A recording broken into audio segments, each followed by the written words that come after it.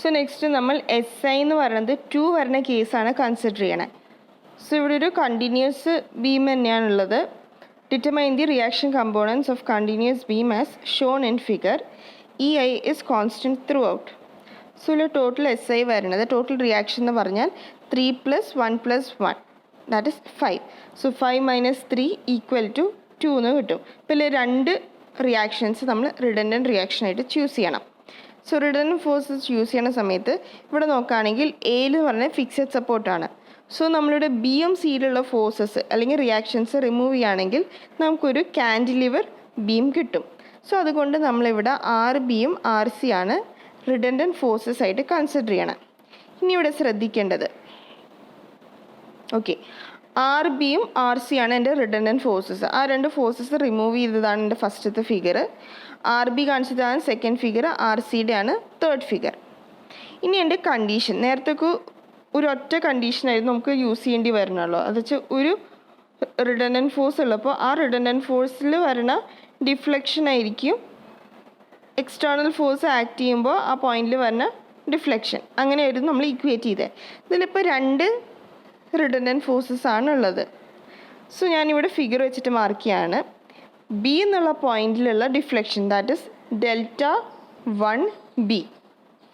ഈ Δ1B എന്നുള്ള deflection it will be equal to the sum of Δ2B + Δ3B. അത് വെച്ചാൽ റിഡൻഡൻറ്റ് റിയാക്ഷൻ RBയും RCയും കൂടിയും ഉണ്ടാക്കുന്ന ഡിഫ്ലക്ഷൻ്റെ സമ്മായിരിക്കും എക്സ്റ്റേണൽ ലോഡ് കൊണ്ട് ഉണ്ടാക്കുന്ന ഡിഫ്ലക്ഷൻ.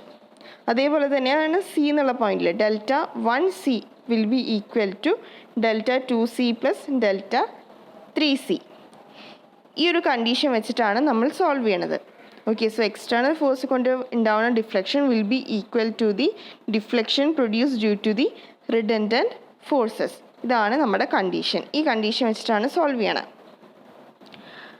സോ ആദ്യത്തെ കണ്ടീഷൻ വെച്ചാൽ എക്സ്റ്റേണൽ ഫോഴ്സ് ആക്ട് ചെയ്യണത് എടുത്തു. എനിക്ക് വേണ്ട ഡിഫ്ലക്ഷൻ ബിയും സിയിലാണ്. സോ ബിയും സിയിലും ഞാൻ യൂണിറ്റ് ലോഡ് അപ്ലൈ ചെയ്യാണ്. Okay, so external load act ചെയ്യണതാണ് എൻ്റെ ക്യാപിറ്റൽ M. ബിയിൽ ആക്ട് ചെയ്യണ യൂണിറ്റ് ലോഡാണ് M1. സിയിൽ ആക്ട് ചെയ്യണ യൂണിറ്റ് ലോഡാണ് M2. ഓക്കെ, സോ ഇതിപ്പോൾ ഒരു കാൻഡിലിവർ ബീം ആയിട്ടുണ്ട്. അപ്പോൾ കാൻഡിലിവർ ബീമായ കാരണം എനിക്ക് സപ്പോർട്ട് റിയാക്ഷൻ കണ്ടുപിടിക്കേണ്ട ഫ്രീ എൻഡ് തന്നെ കാൽക്കുലേറ്റ് ചെയ്തിട്ട് പോവാം. സോ ഇതിൽ 3 സ്പാനാണ് വരുന്നത്, AD, DB and BC. So ഓരോ ഞാൻ സെക്ഷൻ കട്ട് ചെയ്തു. ആദ്യം AD കൺസിഡർ ചെയ്യുക. AD കൺസിഡർ ചെയ്യുമ്പോൾ എൻ്റെ D ആണ് ഒറിജിൻ. എൻ്റെ limit it varies from 0 to 4. ഇനി എനിക്ക് M എഴുതണം, മൊമെൻറ്റ്. സോ മൊമെൻറ്റ് എഴുതുന്ന സമയത്ത് ആക്ട് ചെയ്യുന്ന forces it will B -60 × x plus 20 × ഈ ഒരു UDL ആക്ട് ചെയ്യുന്നത് 6 മീറ്ററിലാണ്. സോ 20 × 6 ടോട്ടലായിട്ട് ആക്ട് ചെയ്യുന്നുണ്ട്. ഇത് ആക്ട് ചെയ്യണത് ഈ 6 മീറ്ററിൻ്റെ സെൻറ്ററിലാണ്. സോ 20 × 6 എത്ര വരും? x + 2 + 3 x + 2 + 3 അതാണ് മൊമെൻറ്റ്. ഇനി M1 എന്ന് പറയണത് 1 × x + 2 -1 × x + 2. M2 എന്ന് പറയണത് -1 × x + 8. ഇനി ഇതേപോലെ DBയും BCയിൽ വരുന്ന മൊമെൻറ്റുകൾ കാൽക്കുലേറ്റ് ചെയ്യുക. ഓക്കെ, DBയും BCയിൽ വരുന്ന മൊമെൻറ്റ് കാൽക്കുലേറ്റ് ചെയ്തതിന് ശേഷം എനിക്ക് M1ഉം M2ന് കറസ്പോണ്ടിങ് ആയിട്ടുള്ള ഡിഫ്ലക്ഷൻസ് വേണം. സോ M1ന് കറസ്പോണ്ടിങ് ആയിട്ട് കിട്ടുന്ന ഡിഫ്ലക്ഷനാണ് Δ1Bയും M2ന് കറസ്പോണ്ടിങ് ആയിട്ട് കിട്ടുന്ന ഡിഫ്ലക്ഷനാണ് Δ1Cയും. Okay, so Δ1B will be equal to (0 to L M1/EI dx. നമ്മുടെ കിട്ടിയ വാല്യൂസ് സബ്സ്റ്റിറ്റ്യൂട്ട് ചെയ്തിട്ട് Δ1B സോൾവ് ചെയ്തെടുക്കുക.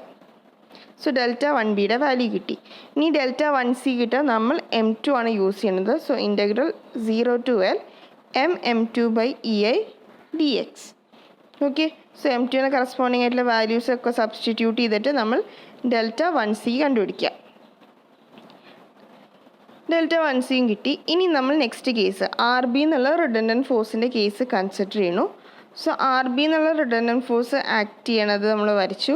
ഇനി എനിക്ക് വേണ്ട ഡിഫ്ലക്ഷൻ ബിയിലും സിയിലുള്ള ഡിഫ്ലക്ഷൻസ് ആണ്.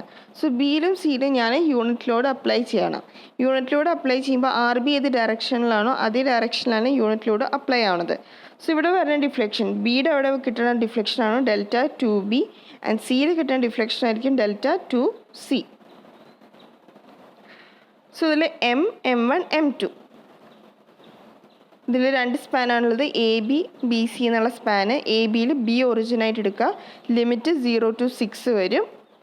മൊമെൻ്റ് എന്ന് പറയുന്നത് ഫസ്റ്റത്തെ case r b into x, second case M1 എന്ന് പറയുന്നത് 1 ഇൻറ്റു എക്സും, തേർഡ് എന്ന് പറയുന്നത് 1 ഇൻറ്റു എക്സ് പ്ലസ് 6. ഓക്കെ. അതേപോലെ ബി സിയിലെ സെക്ഷൻ കട്ട് ചെയ്യുമ്പോൾ സി ഒറിജിനായിട്ട് വരും. ലിമിറ്റ് 0 to 6 വരും. ഫസ്റ്റത്തെ മൊമെൻറ്റും ക്യാപിറ്റൽ എം എന്ന് പറയുന്നത് 0, സ്മോൾ എം എന്ന് പറയുന്നത് 0, M2 എന്ന് പറയുന്നത് 1 ഇൻറ്റു എക്സും വരും. ഈ കിട്ടിയ ഇക്വേഷൻസ് സബ്സ്റ്റിറ്റ്യൂട്ട് ചെയ്താൽ ഡെൽറ്റ ടു ബി കിട്ടാൻ ഇൻ്റഗ്രൽ M1 ബൈ EI ചെയ്യുക. ഡെൽറ്റ ടു സി കിട്ടാൻ integral M2 by EI dx ചെയ്ത് ഡെൽറ്റ ടു സിയും കിട്ടും. ഇനി ഇതേപോലെ നമ്മൾ ഇനി ആർ സി എന്നുള്ള റിഡൻഡൻറ്റ് ഫോഴ്സ് ആക്ട് ചെയ്യണ കേസ് എടുക്കുക. R c redundant force act ചെയ്യുമ്പോൾ ബിയിലും സിയിലും ഉണ്ടാവുന്ന ഡിഫ്ലക്ഷനാണ് കിട്ടേണ്ടത്. ബിയിലും സിയിലും യൂണിറ്റിലൂടെ അപ്ലൈ ചെയ്യുന്നത് ആർ സിയുടെ ഡയറക്ഷനിലാണ്. എന്നിട്ട് നമ്മൾ സെക്ഷൻ കട്ട് ചെയ്യണോ. കറസ്പോണ്ടിങ് M1 M2 എഴുതുക. ഇവിടെ M1 കറസ്പോണ്ടിങ് ആയിട്ട് വരുന്നതാണ് ഡെൽറ്റ 3ബിയും M2 കറസ്പോണ്ടിങ് ആയിട്ട് വരുന്നതാണ് ഡെൽറ്റ 3സി. ഓക്കെ. സോ നേരത്തെ ചെയ്ത പോലെ തന്നെ നമ്മൾ മൊമെൻറ്റ്സ് എടുക്കുകയാണ്. മൊമെൻറ്റ്സ് എടുത്തതിന് ശേഷം ഡെൽറ്റ 3ബിയും ഡെൽറ്റ 3സിയും സോൾവ് ചെയ്യുക. സോൾവ് ചെയ്തതിന് ശേഷം നമ്മൾ ഇനി കൊടുക്കാൻ പോണതാണ് നമ്മുടെ consistency condition. Okay. So consistency condition എന്ന് പറയുന്നതാണ് ഡെൽറ്റ 1ബി ഇസ് ഈക്വൽ ടു ഡെൽറ്റ 2ബി പ്ലസ് ഡെൽറ്റ 3ബി. അതാണ് ഫസ്റ്റത്തെ കണ്ടീഷൻ. സെക്കൻഡ് കണ്ടീഷൻ എന്ന് പറയുന്നതാണ്